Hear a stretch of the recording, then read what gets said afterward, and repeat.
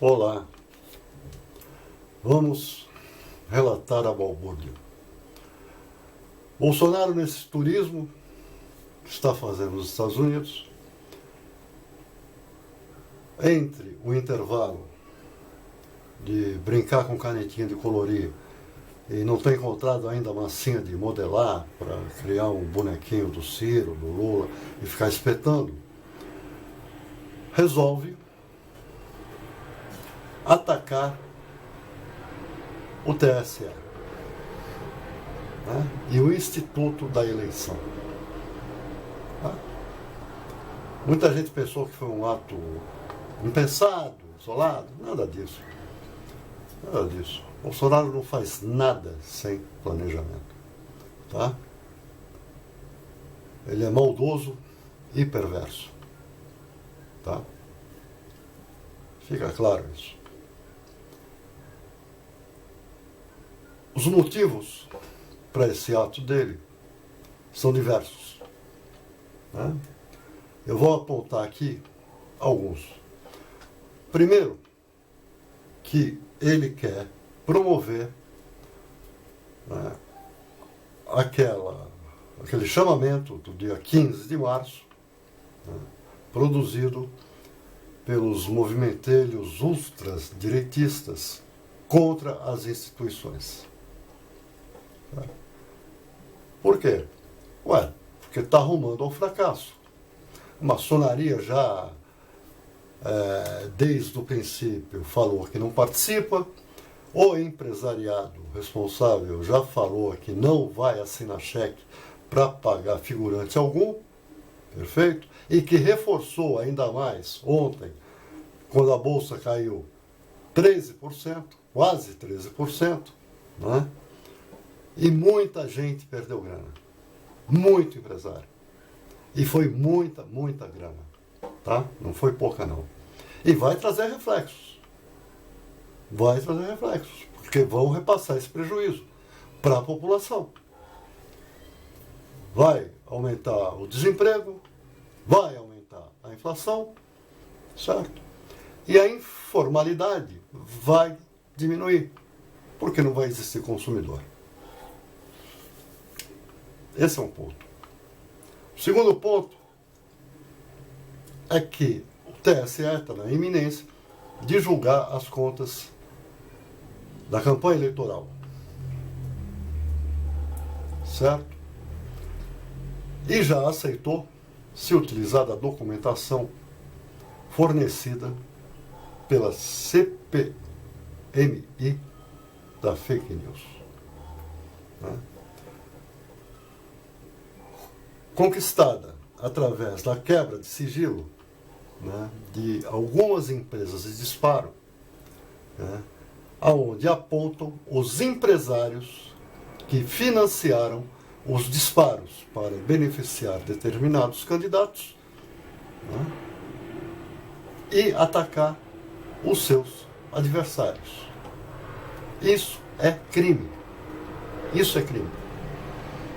Então ele tenta, já antevendo um resultado desfavorável, desqualificar o TSE via rede social, via mídia, perante a população. Ponto. Ponto. Outro motivo, e esse ficou evidente até na entrevista que eu assisti, que ele foi em busca de socorro, né? E literalmente quebrou a cara. Como eu sei, eu conheço o Bolsonaro há muito tempo. Ele não fala baixo, não gagueja, tá? E não treme. Ontem ele fez tudo isso. Certo?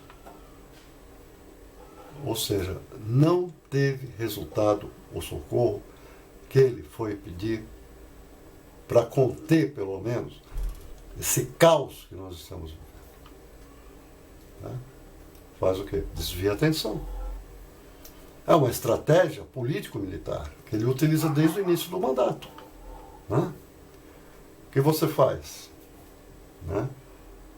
Em uma guerra, Você utiliza essa tática para desviar a atenção do inimigo. Né? Você faz na área política, você utiliza essa tática para não discutir um projeto. Né?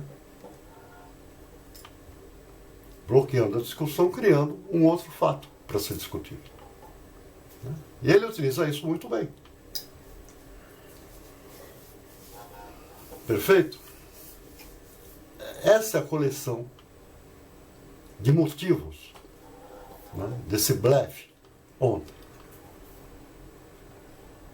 em razão do seu desespero.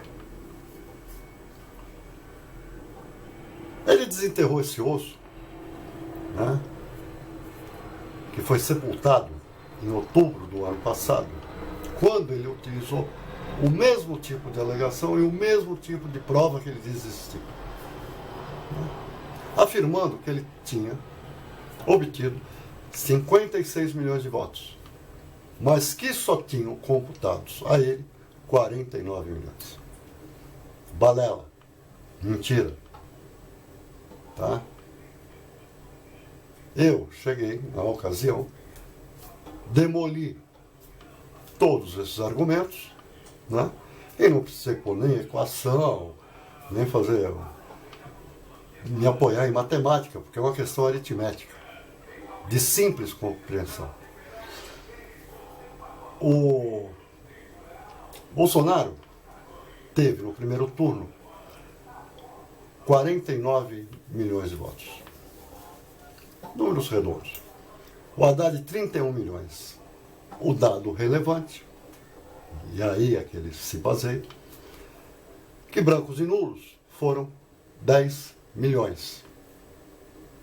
E as abstenções, faltou acho que 40 mil para completarem 30 milhões. Ou seja, que não votaram em nenhum candidato foram 40 milhões de eleitores. Perfeito? O segundo turno, que serve de prova dos 9 do primeiro turno, né? O Bolsonaro teve 57 milhões de votos. Quase 58. Eu acredito que ficou faltando 200 mil. O Haddad teve 47 milhões de votos. O dado interessante foi que brancos e nulos aumentaram em 1 milhão e as abstenções aumentaram em 1,5 milhão. Certo? Ou seja, foram para 42 milhões e meio de eleitores que não votaram em nenhum dos dois candidatos. Ponto final. Como isso é comprovado? Pela transferência de votos. O Haddad recebeu 12 milhões do Ciro, 1 milhão do que o Ciro recebeu, se abstiveram. Tá? Recebeu a totalidade do bolo, 600 e poucos mil. Não é? Recebeu 600 mil do Daciolo. Recebeu 600 mil do Meirelles, 600 mil da Marina. Tá? 1 milhão do PSDB legalista. Né? 1,5 milhão dos votos dos PSDBistas se abstiveram. Tá? E os outros 2,5 milhões do PSDB, em função do apoio do Dória, foram para o Bolsonaro. Tá? Se você soma toda essa transferência, dá exatamente o que o Haddad recebeu. No caso do Bolsonaro, idêntico. Você soma do PSDB com os 2,6 milhões do Amoedo, com os 800 mil do Álvaro Dias, tá? Com 700 mil do Daciolo, 600 mil da Marina, 600 mil do Meirelles, dá os 57 milhões. Se a tese do Bolsonaro fosse válida, ele teria que ter no segundo turno 67 milhões de votos. Aproximadamente. Não teve. Não teve. Né? Ele se fundamenta de que foram constando como abstenções eleitores que votaram nele e não foram registrados. E aí ele comete um erro divino. Porque a única coisa que dá para a gente controlar publicamente no TSE são as abstenções. Porque todas são obrigadas a se justificar. Tá? Então dá para você localizar. Eu quero ver ele arrumar 10 milhões, né, de eleitores que comprovem que foram votar, né? Perfeito? E não foram registrados. Impossível. Não consegue. Cascata. Tá? Mas eu adorei isso. Adorei essa atitude dele. Por quê? Porque esse tiro no pé fortaleceu o movimento do dia 18 de março. Em respeito às instituições, em respeito à democracia, em respeito à legalidade. Tá? E mostrou de forma evidente, visível, palpável, né, o mal que nós temos que combater.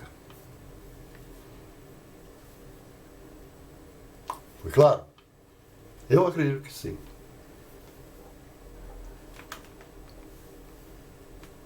Outra coisa que eu fiquei feliz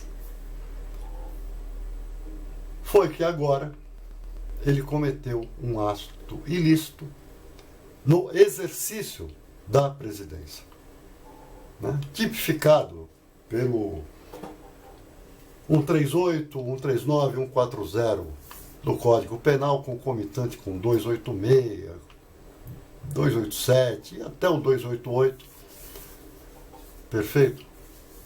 Né? E até o de falsa acusação de crime também. Ou seja, são vários artigos, né, que ele se enquadrou agora. E por quê? Porque a Constituição dá uma imunidade parcial ao presidente da República, no artigo 86, parágrafo 4º, quando ele comete um ato ilícito que não tenha relação com o exercício da presidência. Hoje, não. Nessa acusação, ele deu uma entrevista coletiva, investido do cargo de presidente da República, atacando uma instituição da República. Isso é crime comum, tá? Eu não estou querendo entrar na responsabilidade do Congresso, tá? É outro caminho. Esse caminho que eu estou apontando é no STF. Faz a queixa no STF, a STF manda para a Câmara, não depende do Rodrigo aceitar ou não, tá? Ele tem que só mandar para o plenário, e o plenário, por 2/3, recusa ou aceita a queixa ou a denúncia. Fim de história. E a probabilidade de aceitar é muito grande. Por quê? Porque a ala governista maçônica quer se livrar do Bolsonaro, né? Colocando o Mourão, mesmo que seja temporário. Por quê? Porque é um espaço de tempo para alavancar a candidatura Dória-Moro. Esse é o fato. Esse é o pragmatismo. Tá? Então, é via STF. Tá? Então, é mais uma bandeira. É mais um impeachment. Tá? É um pedido via congressual, que, na minha opinião, não daria resultado, porque o Bolsonaro ainda mantém no Senado, mesmo que o Rodrigo aceitasse, passasse, Bolsonaro mantém ainda no Senado uma camada fiel, né, que impede da maioria o condenar. Esse é o fato. Foi claro? Então, rapaziada, dia 18, todos na rua, com uma bandeira só, unidos, juntos, todos, tá? Eu sou o Cariúa Tatarana.